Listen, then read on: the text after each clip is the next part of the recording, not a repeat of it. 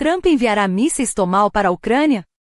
They were not allowing the Ukrainians to strike into Russia, fearing of this escalation. Yeah. Would your administration allow Ukrainians to strike deep into Russia? We're going to be talking about that. That's something we'll be talking about. You're right, it's an escalation, but we'll be talking about that. Mr. President, will President Zelensky join you in Hungary to meet President Putin? Because it's a leader that we like. We like Viktor Orban. He likes him, I like him. It's a country that's a safe country. Done a very good job. He's been a very good leader in the sense of running his country. He doesn't have a lot of the problems that other countries have. And so we've decided that we'll be going to be with Viktor Orban, and I think he'll be a very good host. President Trump, President Trump, right here. President Trump. Hungary, yeah. We're doing Hungary, yeah. With Putin, is it a trilateral meeting, or is it just you and Putin? To be determined, but I would say most likely it's going to be a double meeting. It'll be a double meeting, but we will have the President, Zelensky, in touch. There's a lot of bad blood with the two presidents, and I'm not speaking out of turn when I say it. It's a very difficult situation. You know, we just settled the war, and after thousands of years, I guess. People say anywhere from 500 to 3,000 years, and I was in rooms, as you saw, because you were with me, a lot of you were with me last week, with leaders that didn't like each other, but they were able to get along. These two leaders do not like each other, and we want to make it comfortable for everybody. So one way or the other, we'll be involved in threes, but it may be separated. President Trump. President Trump. Doesn't agree to peace in Hungary. Was he what? Where are you from? From Ukraine. He actually had a Okay, good. conversation with me. Good, yeah. What if President Putin doesn't agree to peace in Hungary? What do you do then? Do you have? Well, let's see what happens. I mean, you know, what if? I think he will. I think that President Putin wants to end the war, or I wouldn't be talking this way. I think he wants to end the war. I spoke to him yesterday for 2.5 hours.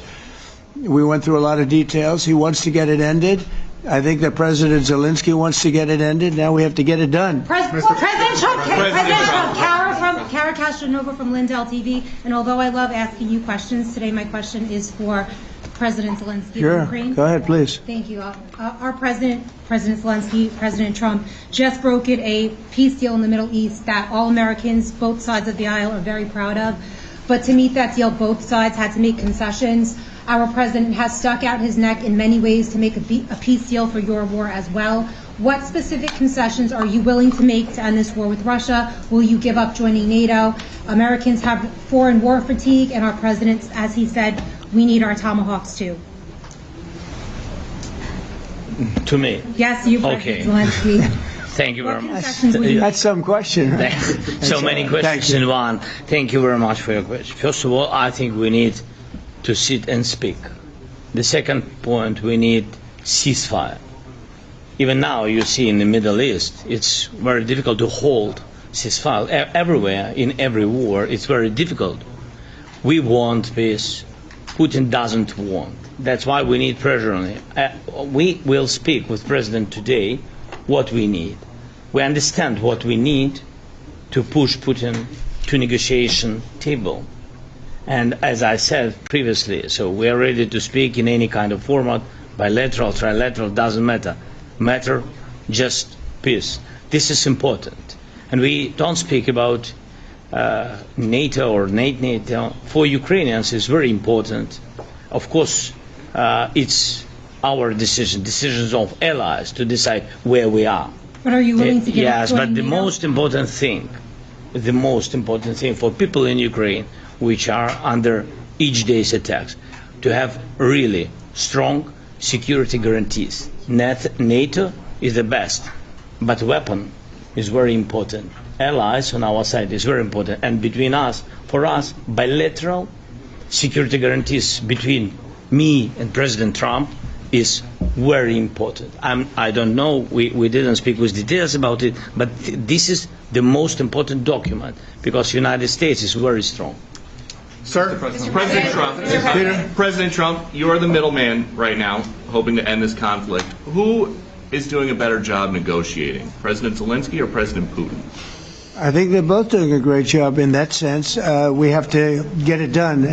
We've got to take some of the hatred of each other. You know, they don't like each other. I say that in front of President Zelensky, but I say it in front of President Putin too. They have tremendous bad blood. It really is what is holding up, I think, a settlement. I think we're going to get it done, and we have to make it long-lasting. As I said in the Middle East, everlasting, right? Everlasting. And the Middle East is a much more complicated situation. You know, we had 59 countries involved, and every one of them agreed. And it's, you know, it's sort of amazing. Most people didn't think that was doable. This is going to be something I really believe that's going to get done. I had a very good talk yesterday with President Putin. I think he wants to get it done. And President Zelensky, right behind you. When we were in Israel with President Trump earlier in the week, we heard a lot about the difference in diplomacy between President Trump and President Joe Biden before him. What do you see as the biggest difference in diplomacy between President Trump and President Biden?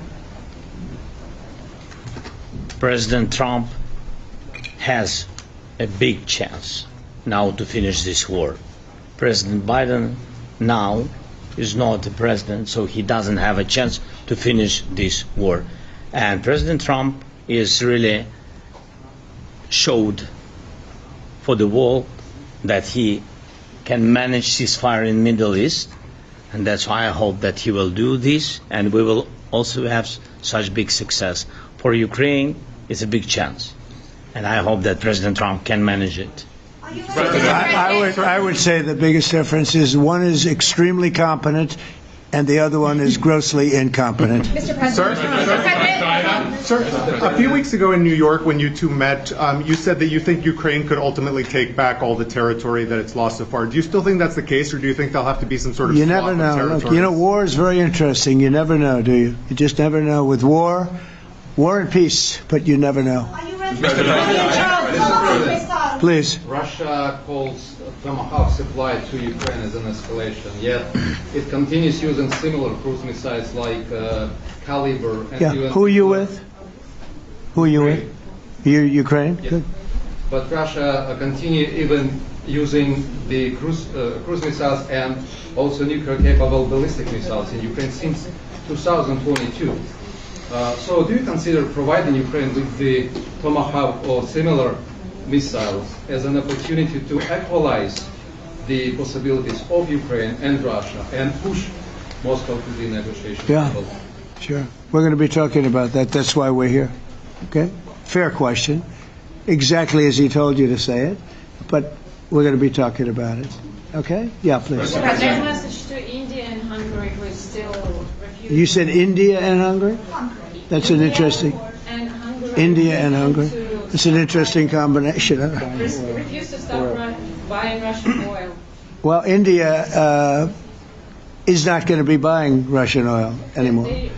And Hungary is sort of stuck because they have one pipeline that's been there for years and years and years, and they're inland. They don't have sea. They don't have sea. And I spoke with the very great leader of Hungary, and they are, you know, it's very hard for them to get oil. I understand it.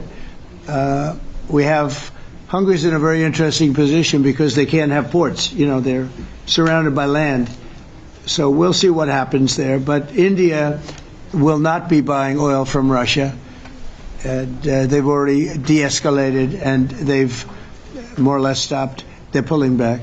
They bought about 38% of the oil, and they won't be doing it anymore. Mr. President, Melania Trump has been helping you in achieving peace in Ukraine. Who has? First Lady Melania Trump has been helping in returning abducted Ukrainian children from Russian captivity. President Zelensky, do you appreciate those efforts? How do you assess them? And did you ask her to step in and to help you? No, she wanted to do it. She's felt very strongly about the children, and she's done a really good job, I think, in bringing it to the fore. You know, we have a lot of children involved. Now, it's some people say it's 20,000 and some people say it's 300.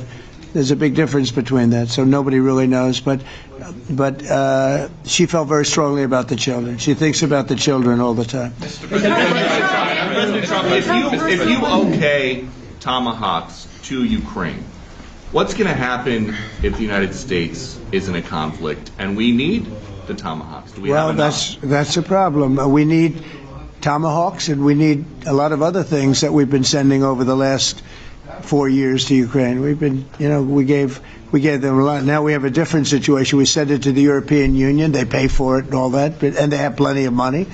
But it's beyond the money. We need Tomahawks, and we need a lot of other weapons that we're sending to Ukraine. One of the reasons we want to get this war over is exactly that. It's not easy for us to give. You're talking about massive numbers of very powerful weapons. So that's one of the things we'll be talking about. Hopefully they won't need it. Hopefully we'll be able to get the war over with without thinking about Tomahawks. I